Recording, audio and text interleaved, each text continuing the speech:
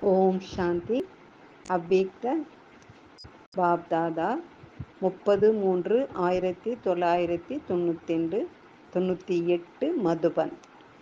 இன்றைக்கான தலைப்பு, அனைத்து பிராப்திகளையும் நினைவில் வெளிப்படுத்தி செய்து உறுதியான மனநிலையை அனுபவம் செய்யுங்கள் மற்றும் ஜீவன் முக்தி அடையுங்கள். இன்று பாக்கியத்தை உருவாக்கக்கூடிய வள்ளல் தனது உயர்ந்த பாக்கியசாலி குழந்தைகளை பார்த்து கொண்டிருக்கிறார். ஒவ்வொரு குழந்தைகளின் பாக்கியத்தின் மகிமையை சுயம் பகவான் அவரே பாடிக்கொண்டிருக்கிறார். தந்தையின் மகிமையை குழந்தைகள் பாடிக்கொண்டிருக்கிறார். ஆனால் குழந்தைகளாகிய உங்களின் மகிமையை சுயம் தந்தையே பாடிக்கொண்டிருக்கிறார். இப்படி நாம் கனவில் கூட இத்தனை பெரிய உயர்ந்த பாக்கியம் உருவாகி இருக்கிறது என்பதை நினைத்தும் பார்க்கவில்லை. ஆனால் உருவாக்கப்பட்டுள்ளது, உருவாகிவிட்டது. உலகத்தினர் பகவான் தம்மை படைத்தார் என்று கூறுகிறார்கள். ஆனால் அவர்களுக்கு கடவுளை பற்றி எதுவும் தெரியாது, படைப்பையும் பற்றியும் தெரியாது. நீங்கள் ஒவ்வொருவரும் கடவுளின் குழந்தை என அனுபவம் இருக்கிறது. நாங்கள் சிவவம்சி மற்றும் பிரம்மா குமாரிகள் என்று பெருமையுடன் சொல்கிறீர்கள். நம்மை பாப்தாதா எப்படி படைத்தார் என்பது நமக்கு தெரியும். என்ன சின்ன குழந்தைகளாக இருந்தாலும் சரி, வயோதிக பாண்டவர்களாக இருந்தாலும் சரி, சக்திகளாக இருந்தாலும் சரி, உங்களுடைய தந்தை யார் என்று யாரிடம் கேட்டாலும் உடனே என்ன சொல்வார்கள்? சிவபாபா எங்களை பிரம்மா பாபாவின் மூலம் படைத்தார், ஆகையால் நாங்கள் பகவானின் குழந்தை என்று பெருமிதத்துடன் சொல்வீர்கள் அல்லவா? குழந்தைகளை நேரடியாக சந்திக்கிறோம். அவர் பரமாத்மா மட்டுமல்ல, கடவுள் நம்முடைய தந்தையாக இருக்கிறார். மேலும் தந்தையாகவும் இருக்கிறார், ஆசிரியராகவும் இருக்கிறார், சத்குருவாகவும் இருக்கிறார். அனைவருக்கும் இந்த நஷா இருக்கிறதா? அனைவரும் கைத்தட்டினார்கள். ஒரு கையால் கைத்தட்ட வேண்டும். இப்பொழுது இந்த ஒரு பயிற்சியை வயதானவர்களுக்கு கற்றுத்தர வேண்டியிருக்கிறது. குழந்தைகளின் மகிழ்ச்சியை பார்த்து பாப்தாதாவும் கூட குஷியில் ஊஞ்சலாடுகிறார். மேலும் ஆஹா, என்னுடைய ஒவ்வொரு சிரேஷ்ட பாக்கியசாலியான விசேஷமான ஆத்மாக்களே என்று எப்பொழுதுமே சொல்கிறார். தந்தை என்ற ரூபத்தில் பரமாத்மாவின் பாலனையை அனுபவம் செய்து கொண்டிருக்கிறீர்கள். இந்த பரமாத்மா பாலனை முழு கல்பத்திலும் இந்த பிராமண பிறவியில் மட்டும்தான் குழந்தைகளாகிய உங்களுக்கு கிடைக்கிறது. இந்த பரமாத்மா பாவனையில் ஆத்மாவிற்கு அனைத்து பிராப்தி சுரூபமும் அனுபவம் ஆகிறது. பரமாத்மாவின் அன்பு அனைத்து சம்பந்தங்களையும் அனுபவம் செய்ய வைக்கிறது. பரமாத்மா அன்பு தேக உணர்வையும் மறக்க வைக்கிறது. அதன் கூடவே பலவிதமான சுயமான அன்பையும் மறக்க வைக்கிறது. அப்படிப்பட்ட பரமாத்மாவின் அன்பு, பரமாத்மாவின் பாவனைக்குள் இருக்கக்கூடிய பாக்கியசாலி ஆத்மாக்களாக இருக்கிறீர்கள். சுயம் பகவானே தனது வதனத்தை, தன்னுடைய இருப்பிடத்தை விட்டு இறை மாணவர்களாகிய உங்களுக்கு படிப்பு கற்றுத்தர வந்திருக்கிறார் என்றால் நீங்கள் எவ்வளவு பெரிய பாக்கியசாலிகளாக இருக்கிறீர்கள். தினந்தோறும் வெகு தொலைவில் இருந்து படிப்பிக்க வருகிறார். இப்படிப்பட்ட டீச்சரை எங்கேயாவது பார்த்திருக்கிறீர்களா? இப்படிப்பட்ட டீச்சரை எப்பொழுதாவது பார்த்திருக்கிறீர்களா? ஆனால் குழந்தைகளாகிய உங்களுக்காக தினந்தோறும் பாபா ஆசிரியராக மாறி உங்களிடம் படிப்பை கற்றுத்தர வந்திருக்கிறார். மேலும் எவ்வளவு எளிதாக கற்றுத்தருகிறார். 2 வார்த்தைகளில் படிப்பு அடங்கியிருக்கிறது. நீங்கள் மற்றும் பாபா, ஆப் மற்றும் பாப். இந்த 2 வார்த்தைகளை சக்கரம் என்றும் சொல்லலாம், டிராமா என்றும் சொல்லலாம், கல்ப விருட்சம் என்றும் சொல்லலாம். முழுமையான ஞானமும் அடங்கியிருக்கிறது. மேலும் மற்ற படிப்பில் எவ்வளவு புத்தியின் மீது சுமை ஏற்பட்டு விடுகிறது. பாபாவின் படிப்பின் மூலம் புத்தியும் லேசாகி விடுகிறது. லேசான தன்மையின் அடையாளம் உயர பறப்பது. லேசான பொருட்கள் எப்பொழுதும் உயரத்தில் தான் இருக்கிறது. எனவே இந்த படிப்பின் மூலம் மனம், புத்தி பறக்கும் கலையை அனுபவம் செய்ய வைக்கிறது. அதனால் புத்தி லேசாகி விடுகிறதல்லவா, 3 உலகத்தின் ஞானம் கிடைத்து விடுகிறது. எனவே இப்படிப்பட்ட படிப்பு முழு கல்பத்திலும் எவராவது படித்திருக்கிறீர்களா என்ன? படிப்பு சொல்லிக் கொடுக்கக்கூடியவர் இப்படிப்பட்டவர் இருக்கிறாரா? எனவே இது கூட பாக்கியம்தானே. மேலும் சத்குரு மூலம் அப்படிப்பட்ட ஸ்ரீமத் கிடைத்திருக்கிறது. என்ன செய்வது? எப்படி நடந்து கொள்வது? அப்படி செய்யட்டுமா, இப்படி செய்யட்டுமா? இந்த அனைத்து கேள்விகளையும் சதா காலத்திற்காகவும் முடித்து விடுகிறது. என்ன செய்வது? எப்படி செய்வது? அப்படி செய்யட்டுமா, இப்படி செய்யட்டுமா? இது போன்ற அனைத்து கேள்விகளுக்குமான ஒரே பதில் ஃபாலோ ஃபாதர், அதாவது தந்தையை பின்பற்றுவது. சாகார அதாவது ஸ்தூல செயலில் பிரம்மா பாபாவை பின்பற்றுங்கள். நிராகார ஸ்திதியில் அசரீரி ஆவதில் சிவ பாபாவை பின்பற்றுங்கள். பாபா மற்றும் தாதாவை இருவரையும் பின்பற்ற வேண்டும் என்றால் அனைத்து விதமான கேள்விகள் முடிப்பது மற்றும் ஸ்ரீமத் படி நடப்பது. இது கடினமாக இருக்கிறதா? கேட்பதற்கான அவசியம் இருக்கிறதா என்ன? காப்பி அதாவது நகல் தனியாக நகல் எடுக்கணும்னா செய்ய வேண்டும். அதை தனியாக அப்போ சொல்லுது தனியாக காப்பி எடுக்கணும். தனது புத்தியை பயன்படுத்த வேண்டாம். பாபாவிற்கு சமமாக ஆவது என்றால் தந்தையை பின்பற்றுவது. கடினமாக இருக்கிறதா அல்லது எளிதாக இருக்கிறதா? சுலபமாகத்தானே உள்ளது. இப்பொழுது பாருங்கள், 30 வருடங்களாக இருப்பவர்கள் கை தூக்குங்கள். 30 வருடங்களாக இருப்பவர்களுக்கு கடினமாக உள்ளதா அல்லது எளிதாக உள்ளதா? எளிதாக இருக்கிறது என்றால் யாரெல்லாம் பின்னால் வந்திருப்பவர்களுக்காக கடினமாக இருக்குமா அல்லது எளிதாக இருக்கிறதா? எளிதாக இருக்கிறதல்லவா? அதாவது வெப்பத்தின் காரணமாக அனைவருடைய கைகளிலும் பல வண்ணங்களில் விசிறியை அசைத்து கொண்டிருந்தது. நல்லது. விசிறிகளின் ரிமஜிம் அதாவது தூறல் மிக அழகாக இருந்தது. காட்சி நன்றாக இருந்தது அல்லவா? புதுமைத்தன்மை வேண்டும் அல்லவா? எனவே இந்த குரூப்பின் புதுமைத்தன்மையாக இருக்கிறது. இதுவும் கூட டிவியில் வந்துவிட்டது. நல்லது. அனைவரும் ஓடி ஓடி வந்து சேர்ந்து விட்டீர்கள். பாப் தாதாவும் கூட அன்பினுடைய வாழ்த்துக்கள் கொடுத்திருக்கிறார். பாருங்கள், எல்லைக்குட்பட்ட குமார்களாக இருப்பவர்கள் கூட எவ்வளவு ஆசீர்வாதங்களை கொடுக்கிறார்கள். 1 அல்லது 10 அதற்கு மேல் தருவது இல்லை. ஆனால் உங்களுக்கு சத்குரு தினந்தோறும் வரதானங்களை கொடுக்கிறார். இப்படிப்பட்ட குருவை பார்த்திருக்கிறீர்களா? பார்த்ததும் இல்லை அல்லவா? நீங்கள் மட்டும்தான் பார்க்கிறீர்கள், ஆனால் கல்பமாக பார்க்கிறீர்கள். எனவே சதா தன்னுடைய பாக்கியத்தின் பிராப்திகளை முன்னால் வையுங்கள். புத்தியில் மறைத்து வைக்காதீர்கள். எமர்ஜி அதாவது வெளிப்படுத்துங்கள். எமர்ஜி செய்யுங்கள். மறைத்து வைக்கும் சம்ஸ்காரத்தை மாற்றி வெளிக்கொண்டு வாருங்கள். தனது பிராப்திகளின் லிஸ்டை சதா புத்தியில் வையுங்கள். பிராப்திகளின் லிஸ்ட் வெளிப்பட்டு விட்டால் எப்படிப்பட்ட தடைகளும் செய்யாது. அதாவது விக்னமான சண்டைகள் மறைந்து போய்விடும். பிராப்திகள் எமர்ஜி ஆகிவிடும். இன்று ஏதோ ஒரு காரணத்தினால் ஒரு சில குழந்தைகள் ஏதோ முயற்சி அதாவது கடின உழைப்பு செய்கிறார்கள், யுத்தம் செய்கிறார்கள், யோகம் செய்ய விரும்புகிறார்கள். ஆனால் யோகா வரவில்லை. ஆத்ம உணர்விற்கு பதிலாக தேக உணர்வில் வந்து விடுகிறார்கள். இது பாப்தாதாவிற்கு பிடிப்பதில்லை. காரணம் என்னவாக இருக்கும்? தனது பாக்கியத்தின் பிராப்தி நினைவில் வருவதில்லை, மறைவாகவே இருக்கிறது. பிறகு யாராவது நினைவுபடுத்தினால் அப்படி இருக்க வேண்டும் என்று நினைக்கிறோம். ஆகையால் சகஜமான முயற்சி, பிராப்திகளை நினைவில் வையுங்கள். எப்பொழுது பிராமணன் ஆனோமோ அதிலிருந்து தனது பாக்கியத்தை நினைவில் வையுங்கள். குழப்பத்தில் வராதீர்கள், உறுதியாக இருங்கள். ஏனெனில் நினைவு சின்னமாக அபுவில் என்ன இருக்கிறது? அச்சல்கர் அதாவது ஆடாத அல்லது ஹல்சல் கர் அதாவது ஆடும் அச்சல்கர் தான் இருக்கிறதல்லவா? அது யாருடைய கர், யாருடைய வீடாக இருக்கிறது? உங்களுடைய நினைவு சின்னம்தான் அல்லவா? எனவே எப்பொழுதெல்லாம் சூட்சமமான முயற்சி செய்வது கடினமாக தோன்றுகிறதோ, புத்தி அதிகமாக குழப்பத்தில் வருகிறது என்றால் தனது நினைவு சின்னத்தை நினைவில் கொண்டு வாருங்கள்.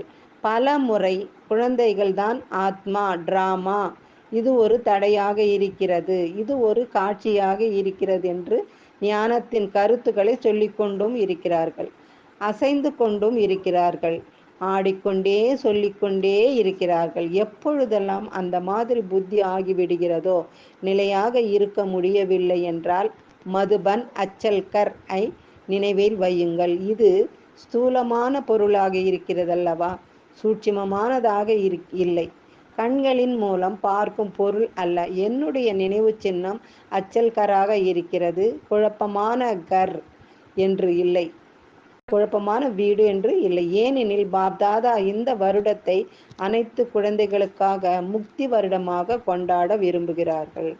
கைகளை உயர்த்துங்கள் என்றால் சிலர் கைகளை உயர்த்துவார்கள், சிலர் கைகளை உயர்த்துவதில்லை என்றும் அப்படி இல்லை. அனைவரும் குஷியோடு கைகளின் கைத்தட்டல் செய்கிறார்கள். அனைவரும் கைத்தட்டினார்கள்.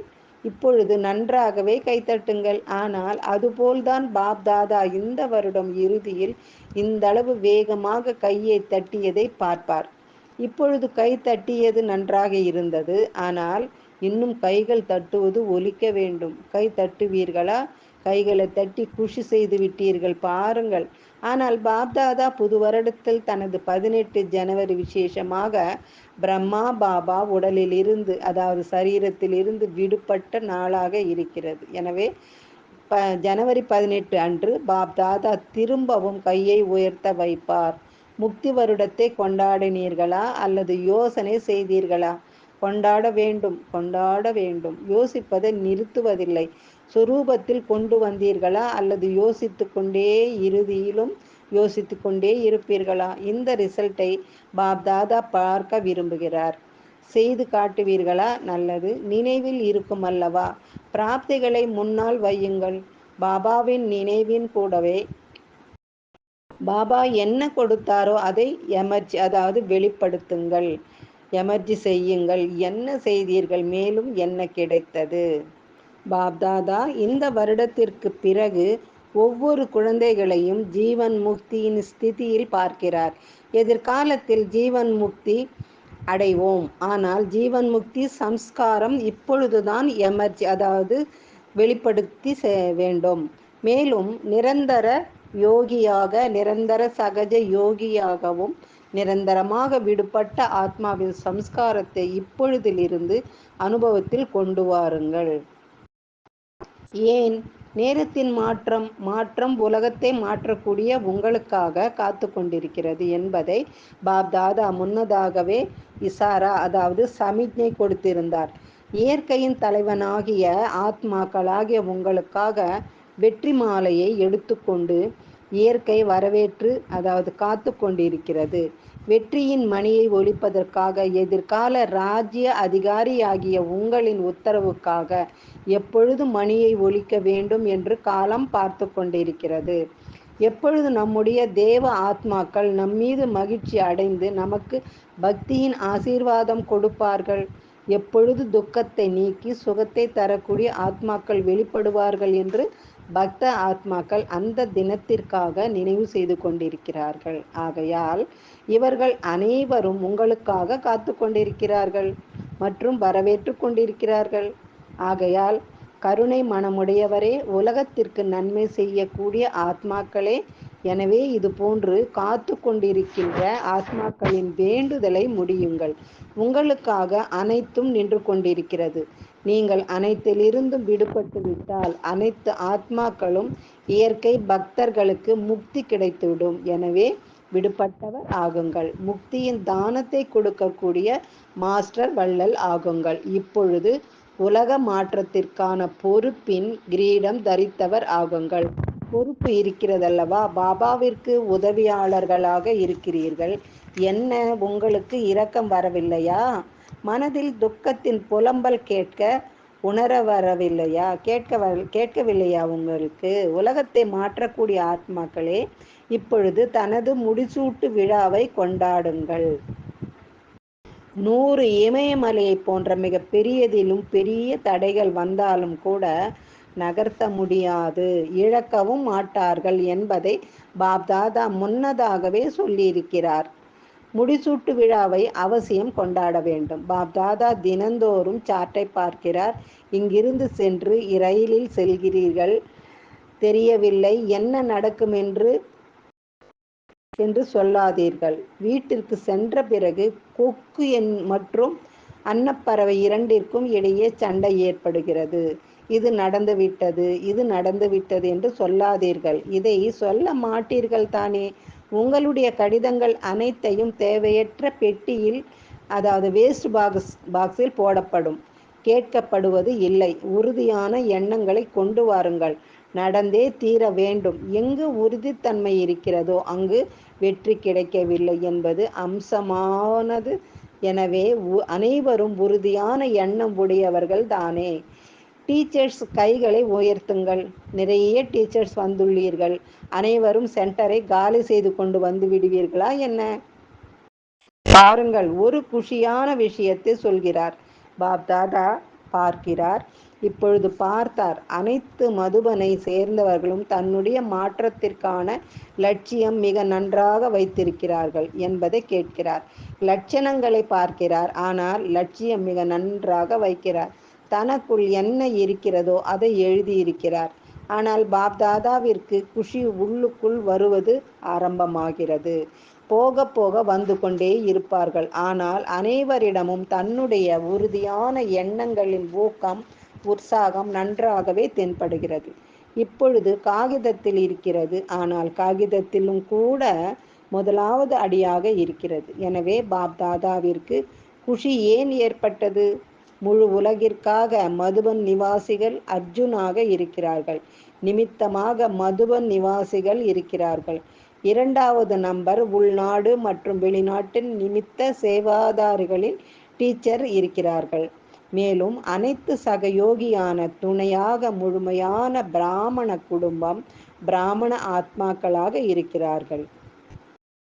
எனவே மதுபன் வரைபடத்தை பாப்தாதா பார்க்கிறார். முற்றிலும் மாறுபட்டதாக தென்படுகிறது. மதுபனை சேர்ந்தவர்கள் குறைவாகத்தான் வந்துள்ளார்கள். பலர் எழுதவே இல்லை. முன்னால் அமர்ந்திருப்பவர்கள் மிகவும் குறைவாக எழுதியிருக்கிறார்கள். மிகவும் பிஸியாக இருக்கிறார்கள். ஆனால் வேலை கிடைக்கிறது என்றால் எழுதுவதில் மதிப்பெண் சேமிப்பாகிறது.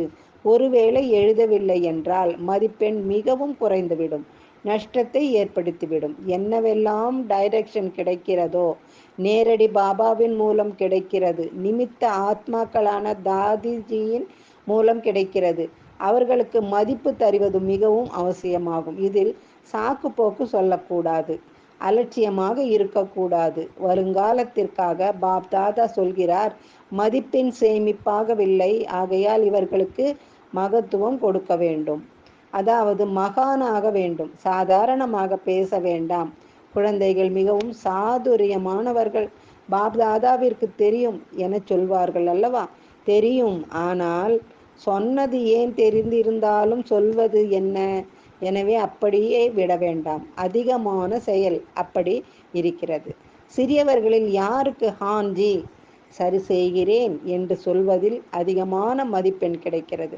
பல மாணவர்கள் அதுபோல் இருக்கிறார்கள். அவர்கள் ஏதாவது கடந்த காலத்தின் சம்ஸ்காரத்திற்கு வசப்பட்டு மிகவும் ஊக்கம், உற்சாகத்தில் முன்னேற்றம் அடைகிறார்கள். ஆனால் ஏதாவது ஒரு தங்க நூல் இல்லை.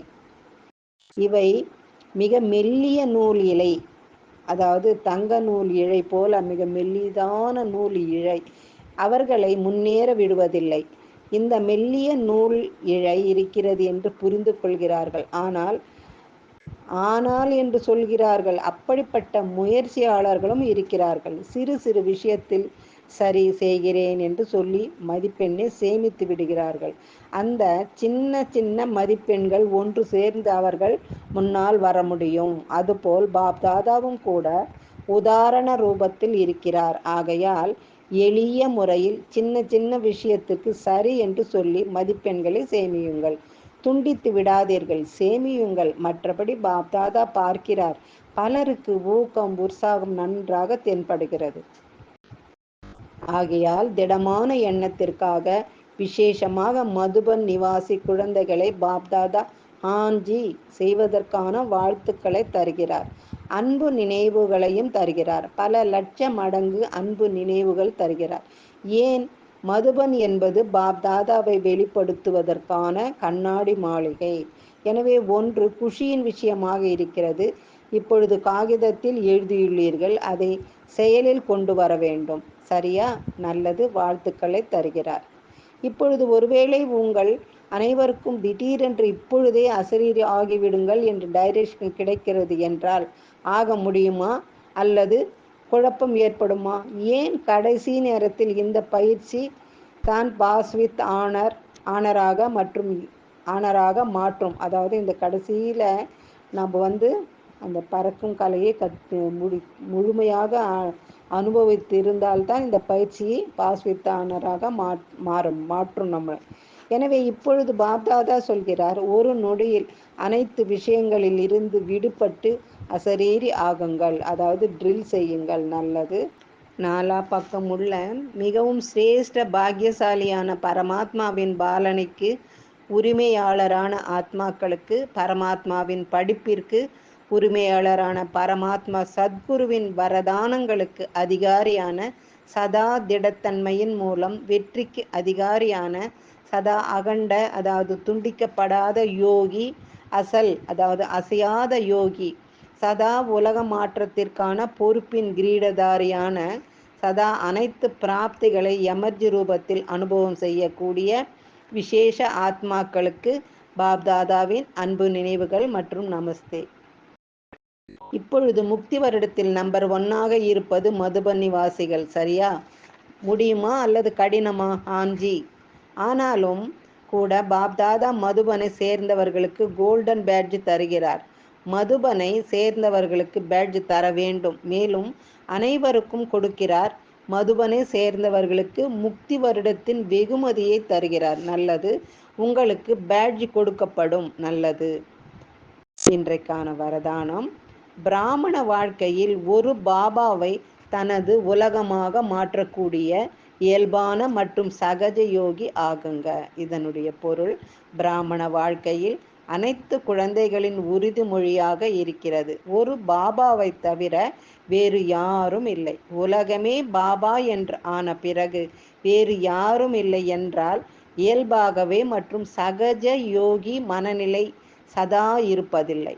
ஒருவேளை வேறு யாராவது இருக்கிறார்கள் என்றால் முயற்சி செய்ய வேண்டியிருக்கிறது. இங்கு புத்தி வரக்கூடாது, அங்குதான் செல்ல வேண்டும். ஆனால் ஒரு பாபா தான் அனைத்தும் என்றால் புத்தி வேறு எங்கு செல்ல முடியும்? அப்படிப்பட்ட சகஜ யோகி சகஜ சுயராஜ்ய அதிகாரி ஆகிவிடுகிறார்கள். அவர்களின் முகத்தில் ஆன்மீக தன்மையின் ஜொலிப்பு ஒரே ரசனையில் ஒன்று போல இருக்கும். ஸ்லோகன்: பாபாவிற்கு சமமாக அவ்யக்த மற்றும் விதேகி ஆவது இது அவ்யக்த பாலனையின் வெளிப்படையான நிரூபணமாகும். ஓம் சாந்தி. இன்றைய முரளியில் சில கேள்விகளை பதிலையும் பார்க்கலாம். முதல் கேள்வி: பாக்கியத்தை உருவாக்கும் வள்ளல் இன்று யாரை பார்த்து கொண்டிருக்கிறார்? இன்று பாக்கியத்தை உருவாக்கக்கூடிய வள்ளல் தனது உயர்ந்த பாக்கியசாலி குழந்தைகளை பார்த்து கொண்டிருக்கிறார். இரண்டாவது கேள்வி: குழந்தைகளின் பாக்கியத்தையும் தந்தையின் பாக்கியத்தையும் யார் பாடிக்கொண்டிருப்பது? பதில்: ஒவ்வொரு குழந்தைக்கான பாக்கியத்தின் மகிமையை சுயம் பகவானே பாடிக்கொண்டிருக்கிறார். தந்தையின் மகிமையை குழந்தைகள் பாடிக்கொண்டிருக்கிறார்கள். அடுத்து மூன்றாவது கேள்வி: பரமாத்மாவின் பாலனையில் ஆத்மாவிற்கு என்ன கிடைக்கிறது? இந்த பரமாத்மாவின் பாலனையில் ஆத்மாவிற்கு அனைத்து பிராப்திகளின் சுரூபமும் அனுபவமாகிறது. அடுத்து நான்காவது கேள்வி: பரமாத்மாவின் அன்பினால் நமக்கு என்ன கிடைக்கிறது? பதில்: பரமாத்மாவின் அன்பு அனைத்து சம்பந்தங்களையும் அதாவது அனுபவம் செய்ய வைக்கிறது. பரமாத்மாவின் அன்பு தேக உணர்வையும் அதன் கூடவே பலவிதமான சுயமான அன்பையும் மறக்க வைக்கிறது.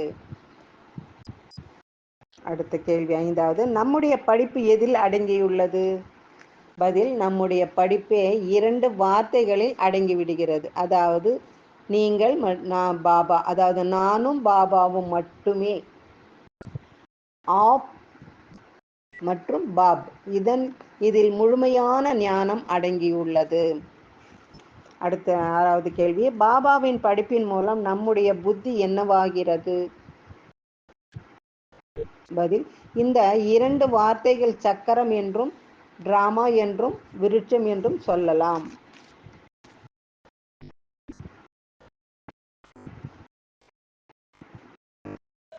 பாபாவின் படிப்பின் மூலம் புத்தியும் லேசாகி விடுகிறது. லேசான தன்மையின் அடையாளம் உயரப் பறப்பது.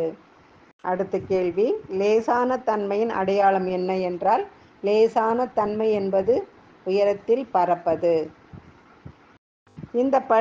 அடுத்து 8வது கேள்வி, இந்த படிப்பின் மூலம் எதை அனுபவம் செய்ய முடிகிறது?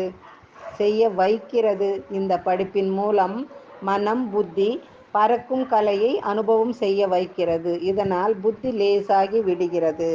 அடுத்து 9வது கேள்வி, நமக்குள் தோன்றும் அனைத்து கேள்விகளுக்கும் ஒரே பதில் என்ன? பதில், நமக்குள் தோன்றும் அனைத்து கேள்விகளுக்கும் ஒரே பதில் ஃபாலோ ஃபாதர், அதாவது தந்தையை பின்பற்றுவது. அடுத்து 10வது கேள்வி, சிவ தந்தையையும் பிரம்ம பாபாவையும் எந்த நிலையில் பின்பற்ற வேண்டும்? பதில், சாகார அதாவது ஸ்தூல செயலில் பிரம்மா பாபாவையும், நிராகார ஸ்திதியில் அசரீரி ஆவதில் சிவபாபாவையும் பின்பற்ற வேண்டும்.